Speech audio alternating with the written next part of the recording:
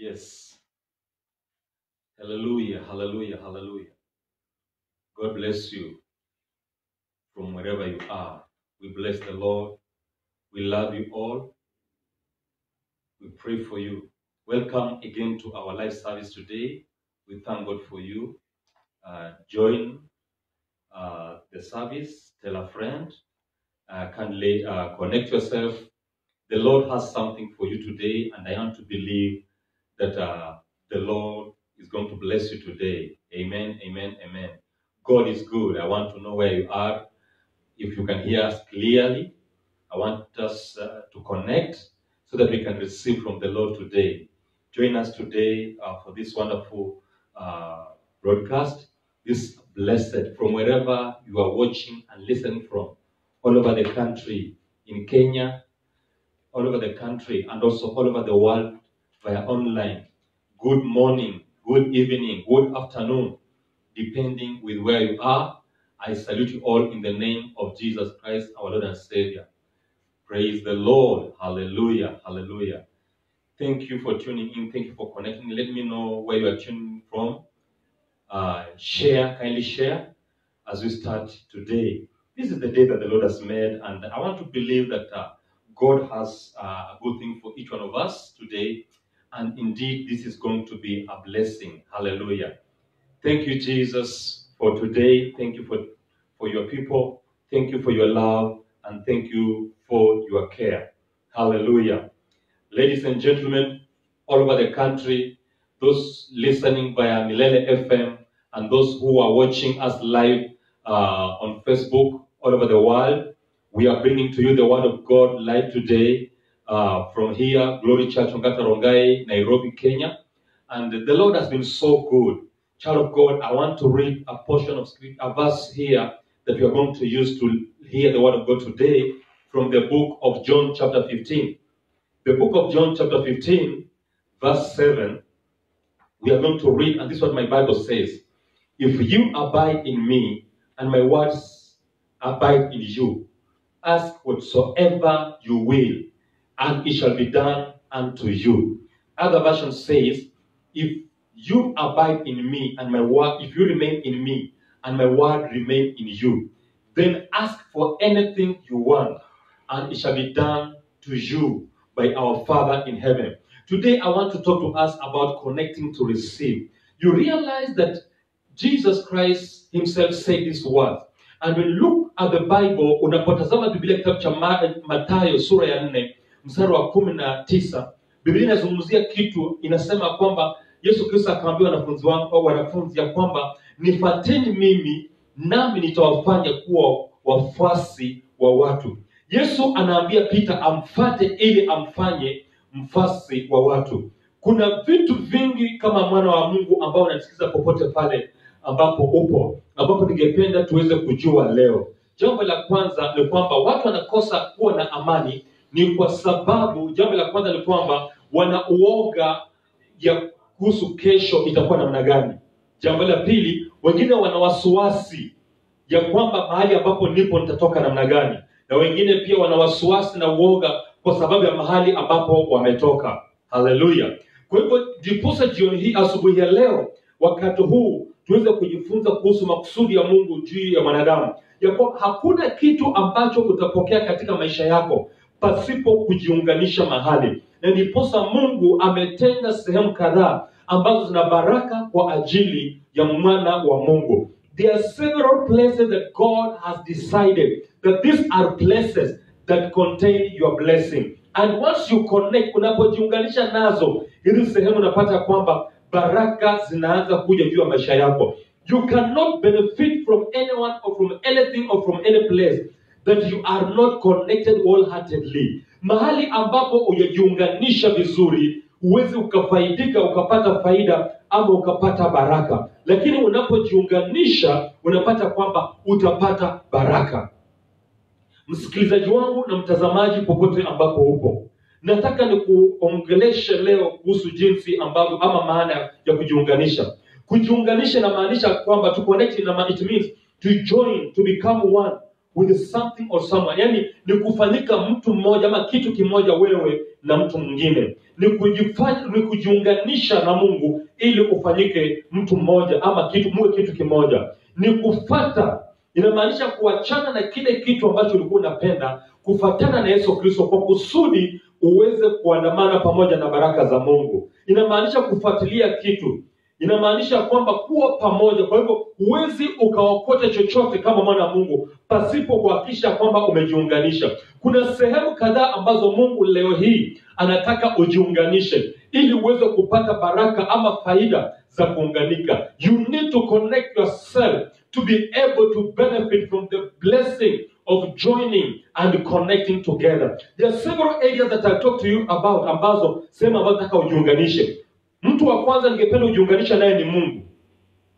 Kitu cha pili ningependa ujiunganisha nacho ni familia. Kitu cha tatu ningependa ujiunganisha nacho ni kanisa.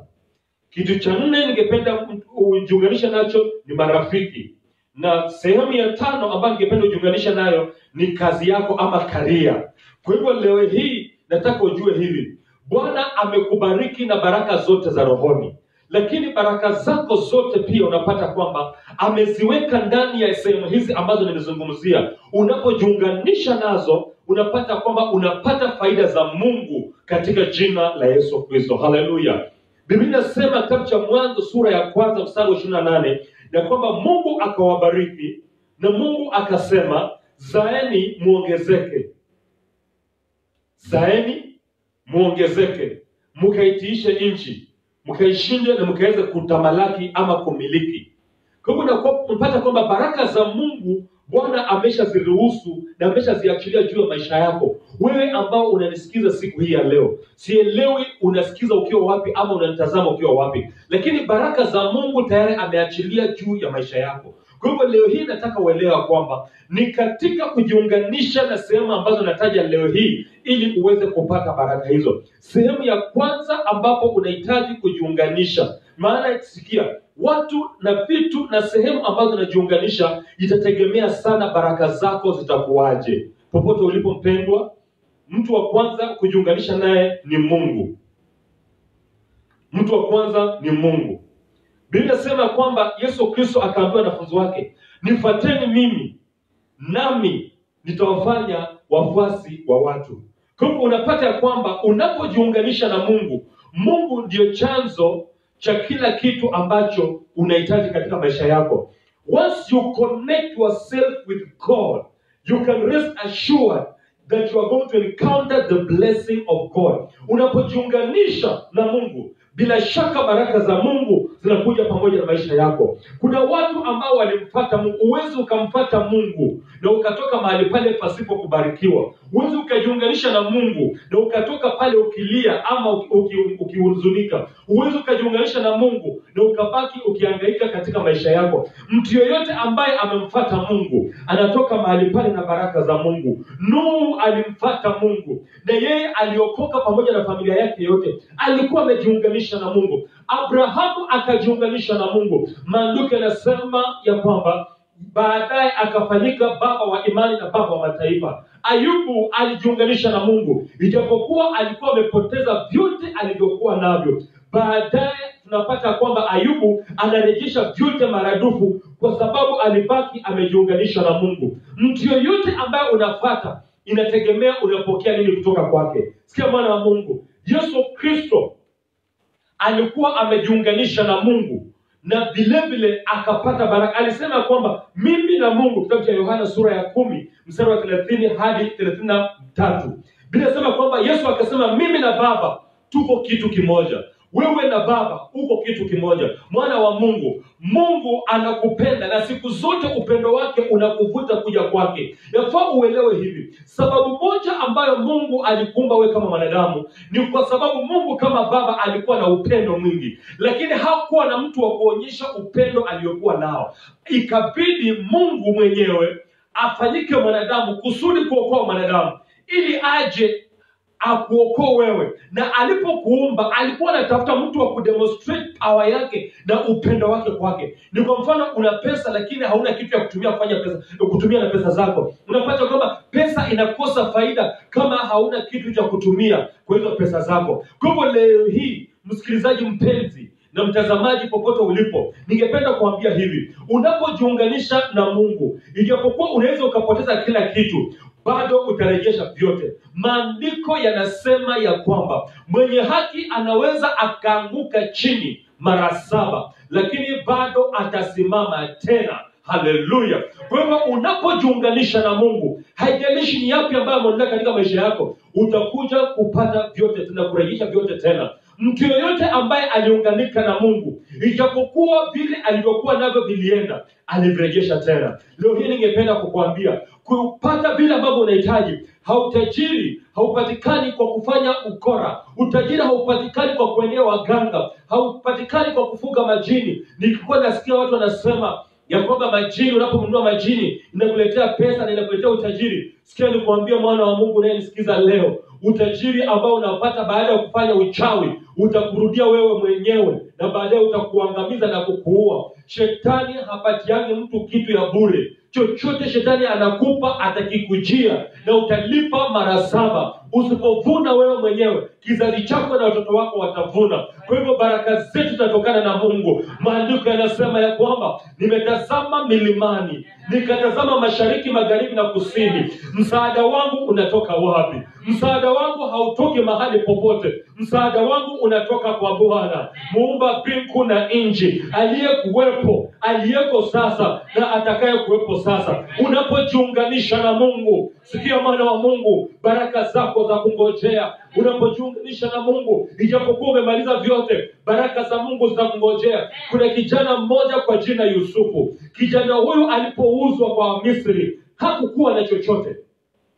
Alitupwa kwenye tundu, akauzwa kwa Waishmaeli, watu ambao hawakumjua, lakini ndani mwake alikuwa bado ameunganika na Mungu. Haijalishi adui anakusukuma mpaka wapi, ujapouzwa baki umeunganika na Mungu. Akatupwa kwenye shimo, alikuwa ameunganika na Mungu. Akaingia kwa nyumba ya Farao, alikuwa bado ameunganika na Mungu. Hata akiwa ndani ya gereza, alikuwa bado ameunganika na Mungu. Maandiko yanasema ya kwamba hata ndani ya gereza kibali cha Mungu kilikuwa juu ya Yusufu. Kwa hivyo popote ambapo upo, baki umeunganishwa na Mungu. Danieli akatupwa kwenye tundu la simba, lakini akasema mimi nina Mungu wangu hapa, na tuko na Mungu ambaye ataniokoa. Kuna vijana 3 kwa jina Meshach, Shadrach na Abednego walikuwa wamejiunganisha na Mungu, wakahatarishwa maisha yao. Wakaambiwa ya kwamba usipokana huyu Yesu, usipoabudu juu ya miungu wa Babiloni, wewe utakufa. Vijana wakasema tunaye Mungu na tunajua atatuokoa, na hata kama hatatuokoa hatutainama kwa miungu mingine. Na Biblia inasema walitupwa vijana 3 ndani ya moto, lakini baada ya muda kidogo walionekana watu 4 wakitembea ndani ya moto. Yaani Mungu, unapojiunganisha pamoja na Mungu, popote ambapo unatupwa, Mungu anaenda pamoja nawe. Popote ambapo unatupwa, the Lord will go with you in the mighty name of Jesus Christ. Sehemu ama mtu wa pili kujiunganisha naye ni familia. Every family has got benefits for the individual of the family members. You are every blessing. You are every benefit to a family member. Kila familia ambayo yanisikiza leo, maandiko yanasema ufalme ambao umegawanyika huwezi ukasimama. Kuna watu wanasema mimi sihitaji huyu, mimi sihitaji huyu, mimi mradi nafaidika, mradi nimepata hiki, mambo mengine sitaki. Nataka kuzungumza na mwana Mungu ambao unasikiza leo. Mungu amekupa familia, na ndiposa kila familia Mungu ameleta baraka ya familia kwa kuleta uzao na watoto. Inamaanisha Mungu anahusika sana na kila kitu kinachoendelea katika familia. Na ndiposa watu wako na watoto. Watoto unapata namna gani? Si bidii yako. Ni Mungu anasababisha watoto wanapatikana. Ni kwa sababu Mungu ametengeneza familia kuwa sehemu na chanzo ama avenue ama sehemu ya wewe kupata baraka kutoka kwa Mungu. Haleluya. Familia yako inakuhitaji. Kuna baraka mingi ambazo mtu anapata anapojiunganisha na familia yake. Kuna watu ambao leo hii wamebarikiwa na Mungu, labda wengine hawajabarikiwa na Mungu, hawajui familia zao ziko wapi, hawajui watoto wao wako wapi, hawajui wake wao wako wapi, hawajui waume wao wako wapi. Wanateseka, wao wanajienjoy, wanavunja mifupa, wanajivinjari, lakini hawajui familia iko wapi. Sikiza nikwambia mwana wa Mungu, kuna baraka katika familia ambapo hakuna mahali pengine ambazo zimewekwa. Hallelujah.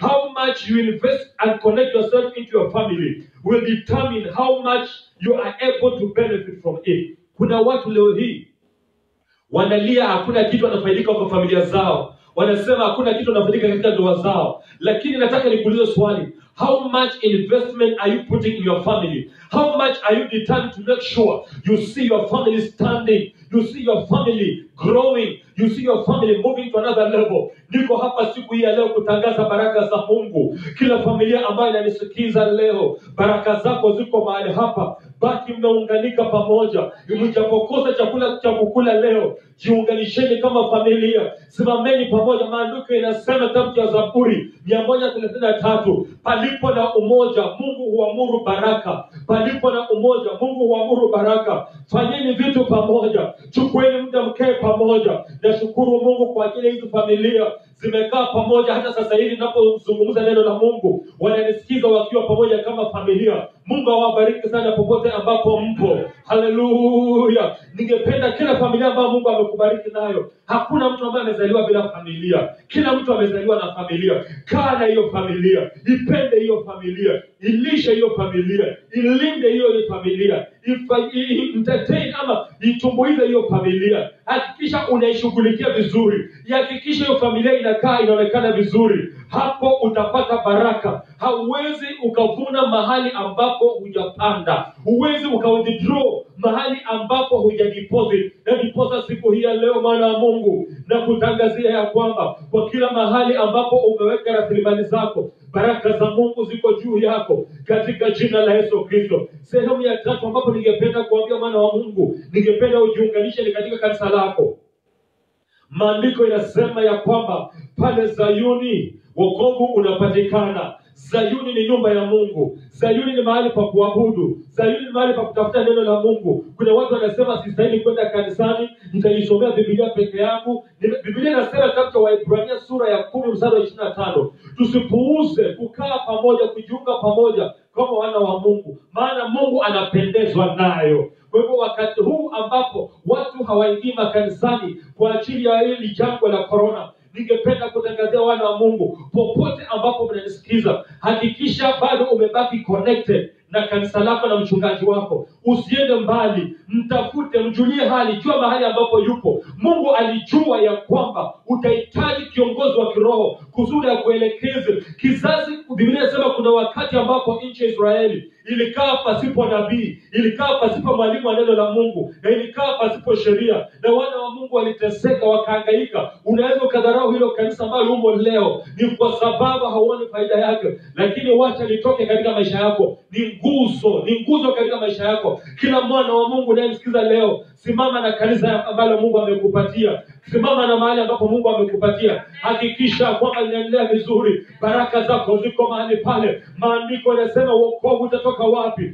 Wokovu unatoka Zayuni. Wokovu unatoka Zayuni, ni katika nyumba ya Mungu. Na ndiposa Daudi anasema katika Zaburi 23 ya kwamba nitakaa nyumbani mwa Baba siku zote za maisha yangu. Katika nyumba ya Mungu kuna tumaini. Katika nyumba ya Mungu kuna amani. Katika nyumba ya Mungu, hapo ndipo mahali pa kukimbilia na pa kujificha. Amen. Haleluya.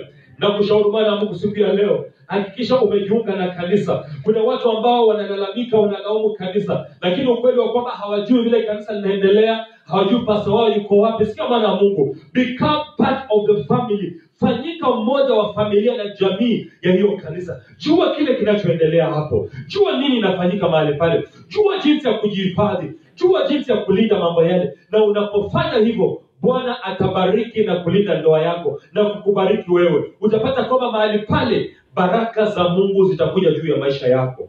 Haleluya. Jambo la 4 ama sehemu ya 4 ni marafiki. Friends are always carrying what you are praying for. Marafiki siku zote wamebeba kile ambacho unatafuta. Kuna marafiki unapokutana nao, maombi yako inabadilika na mambo mengi inabadilika katika maisha yako. Ningependa kukuambia hivi, kuna marafiki ambao Mungu ameandaa mbele zako kusudi wakuletee pesa.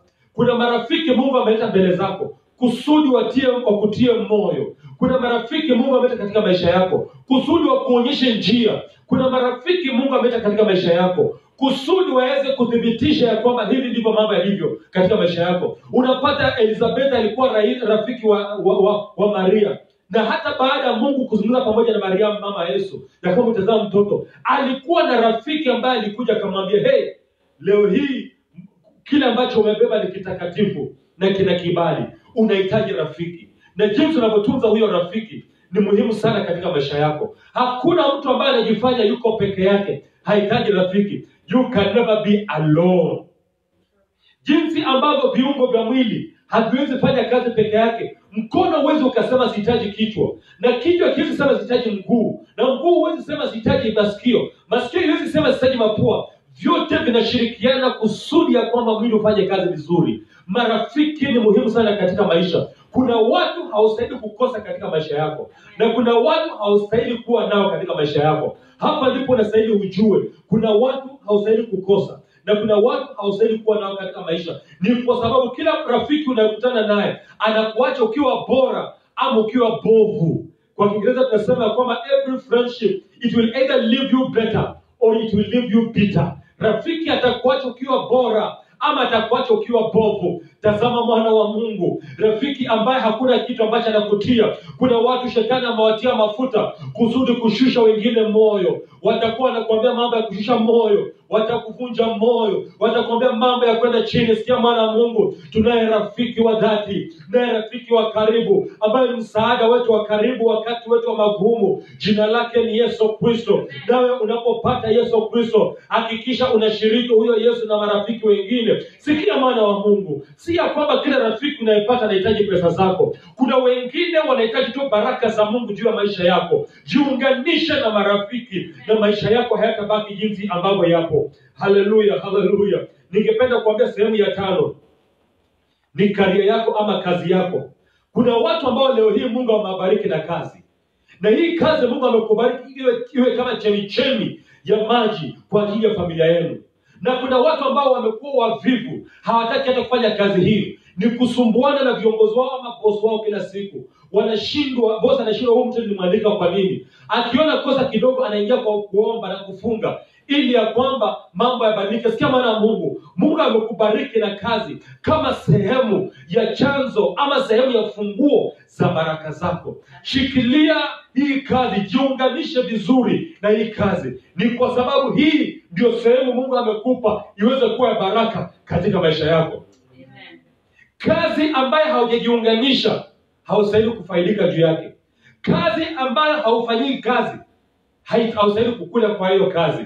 Mahali popote, ofisi yoyote ambayo haufanyii kazi, maandiko yanasema asiyefanya kazi hastahili kukula. Leo hii si lazima uwe umeandikwa kwa ofisi, si lazima uwe unafanya na serikali, si uwe lazima uwe umechaguliwa.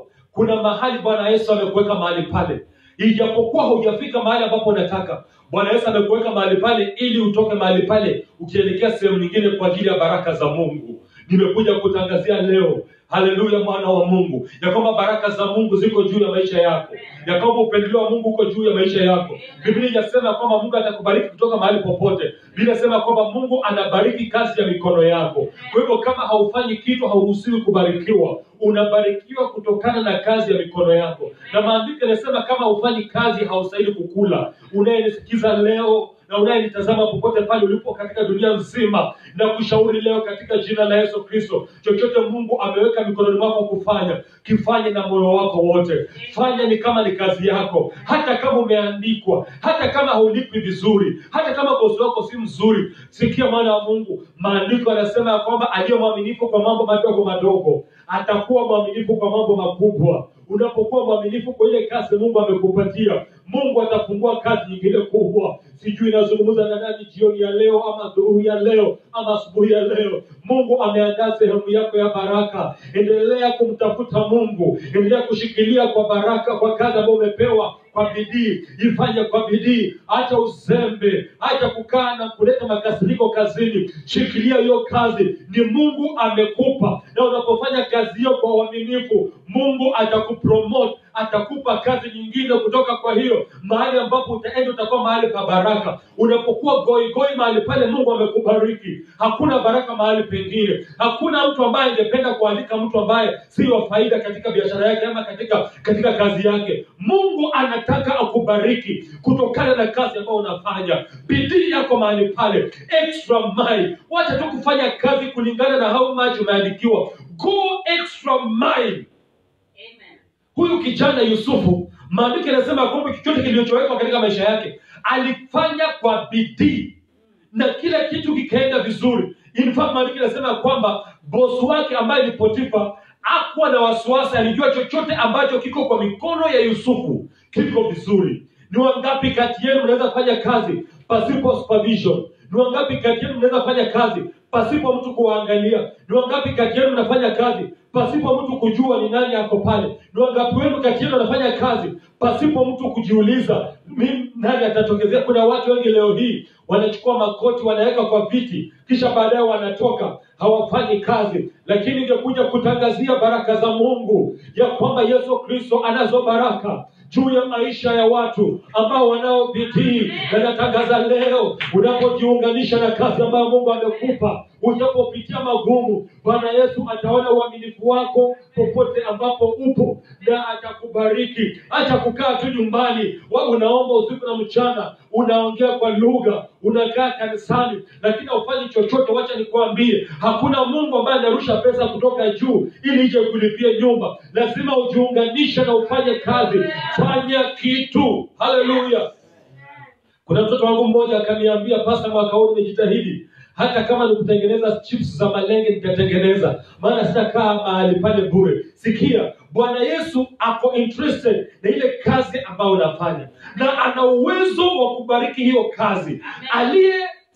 Yule aliyeanzisha kampuni ya Coca-Cola alianzisha kitu kama kinywaji kidogo. Baadaye watu walikuwa wanakuja na glasi, unalipia pesa, unachotewa, unakunywa. Ikaendelea, kaona sasa itabidi nibuni njia ambayo mtu anaweza chota aende nayo nyumbani. Wakabuni mpaka chupa. Sikia mwana wa Mungu, kuna mtu leo hii ananisikiza na anafanya biashara ndogo. Hicho kitu kidogo ambacho umeanzisha, fanya ukiwa mwaminifu na kumsikiza Mungu.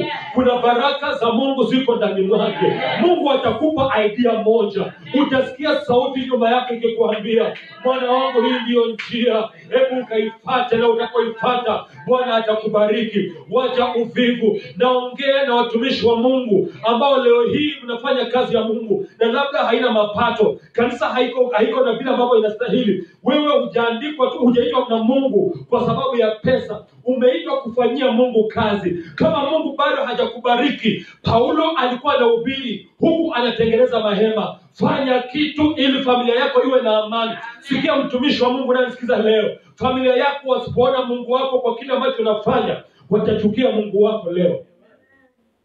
Inabidi ufanye kazi. Kama hujafikia kiwango cha kuwa full time, sikia, katika huduma na katika kazi hii kuna viwango. Jamani, kuna viwango. Kuna wale ambao wamefika kiwango cha kuwa full time. Kazi ya Mungu inaweza kulipia nyumba, inaweza ikasomesha watoto. Lakini kama hujafika hapo, fanya kazi ya Mungu, fanya mambo mengine pia. Si makosa na si dhambi kufanyia Mungu kazi na kufanya kazi nyingine nzuri kusudi familia yako ikae vizuri. Jinsi unavyo present mwenyewe, hivyo ndivyo utakapokubalia mbele za watu. Leo hii ningependa kuongea na watu wa Mungu. Kuna watu ambao wanataka kukamua mahali ambapo hawajajiunganisha. Leo hii nimekuambia hivi, ili upate baraka kutoka kwa Mungu, ili upate baraka kutoka kwa familia yako, ili upate baraka kutoka kanisani, ili upate baraka kutoka kwa marafiki, ili upate baraka kutoka kwa kazi yako ambayo unafanya, lazima ujiunganishe. Kujiunganisha inamaanisha ya kwamba lazima uweke nguvu zako kwa kile kitu ambacho unafanya. Jitie bidii, hakikisha hutaki uhusiano huo ama relationship zivunjike. Kuna watu ambao hawajali uhusiano wao na watu. Yeye mradi anapata kile ambacho anataka, ameenda. Unamsaidia leo, kesho wewe haujulikani. Sikia nikwambie, usiwe mwepesi wa kutupa marafiki, usiwe mwepesi wa kuchukia watu. Yule unayemdharau leo kwa sababu yuko chini, kesho anaenda juu. Maana wakati unaona kuna kuwekwa chini, kesho kuna kuinuliwa na Bwana.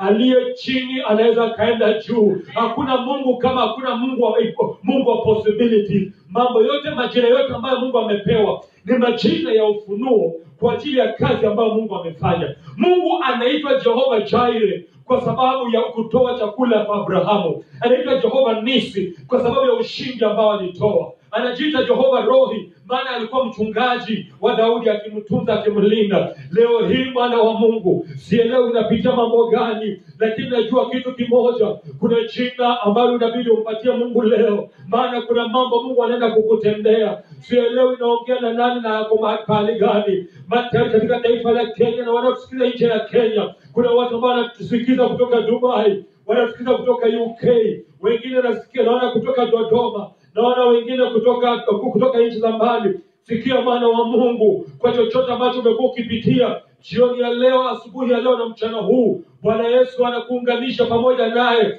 You are being restored back to the connection.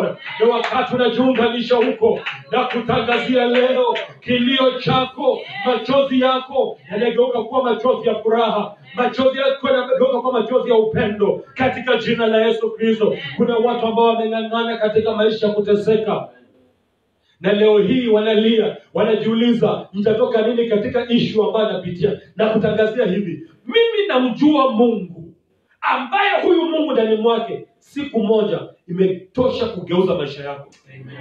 Siku moja imetosha. Wakati nilikuwa naishi maisha kama chokora, pasipo chakula, pasipo mahali pa kuishi na kulala, nikihangaika, niligeuza uso wangu nikatazama, nikaona wanadamu wote wamenigeuka. Wale walionijua wamenigeuka. Watu wa ukoo hakuna anayetaka kukuona. Sikia nilikwambia Mwana wa Mungu, hakuna family member ambaye anajiunganisha na mtu ambaye anaendelea vibaya. Wote walinitenga, wote wakageuka, lakini kuna mtu mmoja ambaye msaada wa karibu unayejiunganisha naye. Usife moyo Mwana wa Mungu. Kuna mtu mmoja ambaye ameandika jina lako katika kiganja cha mkono wake. Kuna mtu mmoja ambaye siku na mchana wewe ni kipaumbele katika maisha yake. Anakuwazia mema, anakufikiria mema, anakutendea mema, ana mambo mazuri juu ya maisha yako. Na huyu Yesu atakukomboa leo. Ninaona watu ambao wanapitia mambo mengi leo hii. Sielewi unapitia mambo gani na uchungu gani. Leo hii nataka kutangazia wewe ambaye ni mgonjwa, wewe ambao familia inapitia mambo, wewe ambao hujui utafanya nini baada ya hii corona,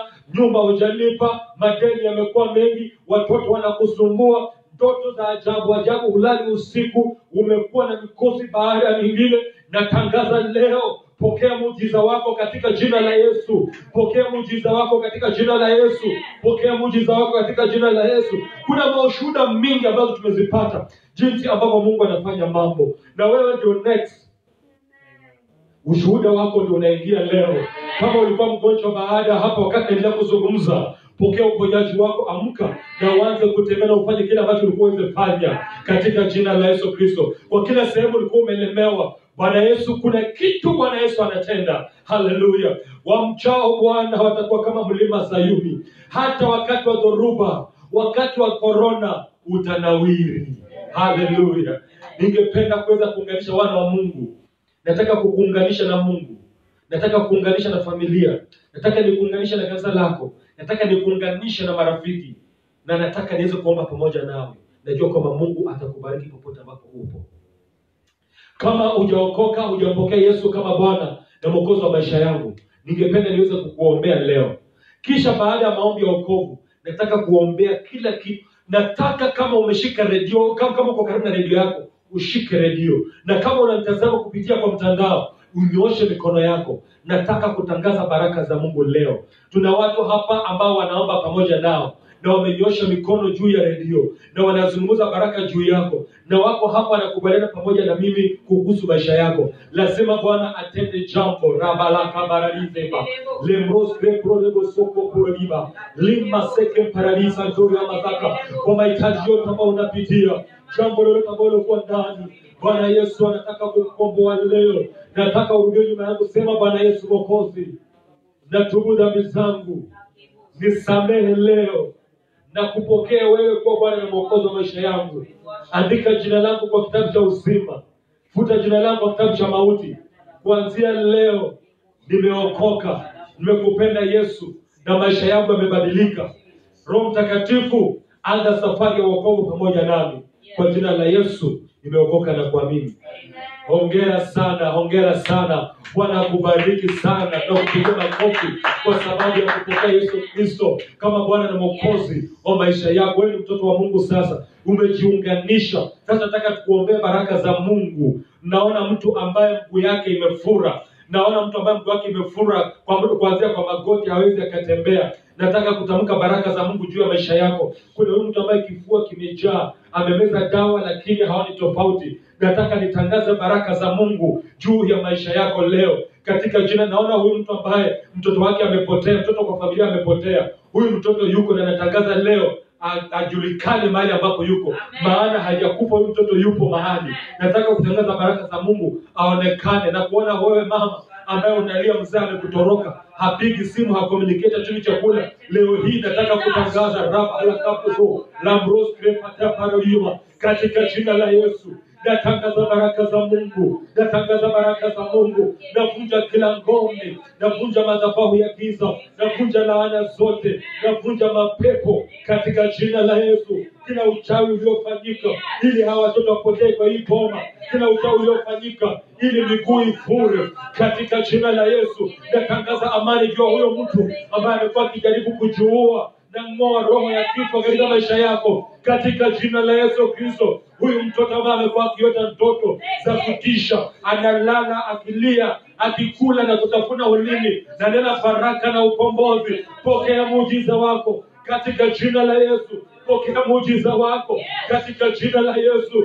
La barani maseke parani seterebo, la maraka maseke tambara seterebo, la brosto glorema sokote porore, la mararima santorobo katika jina la Yesu Kristo. Natangaza wewe ambao hauna kazi, pokea kazi leo katika jina la Yesu. Wewe ambao hauna kibali, natangaza kibali chako leo katika jina la Yesu. Wewe ambao biashara inarudi chini, natangaza kuinuliwa kwako katika jina la Yesu. Wewe marafiki wamekutenga, jiunganishe tena. Amani, amani, amani, amini, amani ipitayo fahamu zote. Naomba kwa ajili ya taifa la Kenya, nazingira taifa la Kenya na damu ya Yesu Kristo.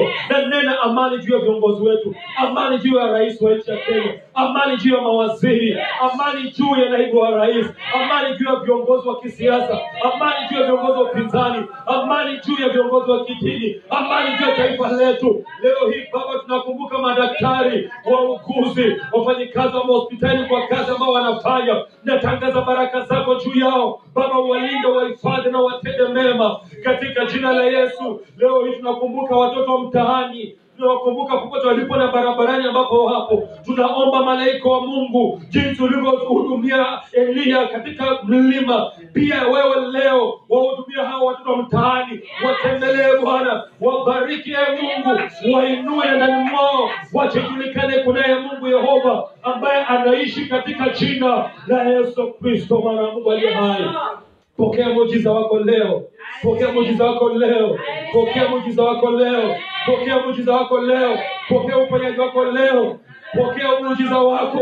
Amuka na ufanye kile ulikuwa huwezi kufanya. Amuka na utembee kwa ushindi katika jina la Yesu Kristo.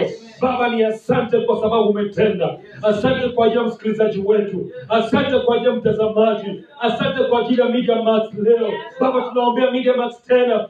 Baba, ibariki ya kwamba itanuka kutoka kiwango kingine hadi kingine cha utukufu hadi utukufu. Baraka zako ziwe juu ya maisha yao. Baba, pokea utukufu. Asante kwa kutenda. Asante kwa kujibu. Asante kwa baraka zako. Asante Mfalme. Kwa jina la Yesu Kristo tunaomba na hata kuamini. Amen. Asante sana msikilizaji wangu na rafiki mpenzi. Huyu alikuwa na rafiki yako na pastor wako Boniface Makanda, tukitangaza neno la Mungu kutoka Ongata Rongai Glory Church hapa Nairobi, Kenya. From wherever you are watching, wa Kenya ambao kwa ugaibuni kule ng'ambo, Mungu awabariki, watende mema, na tukutane hapa tena. Hii ni sehemu yako ya baraka na maisha yako lazima yainuliwe. Let us meet on the top where we all belong. In Jesus' name, amen.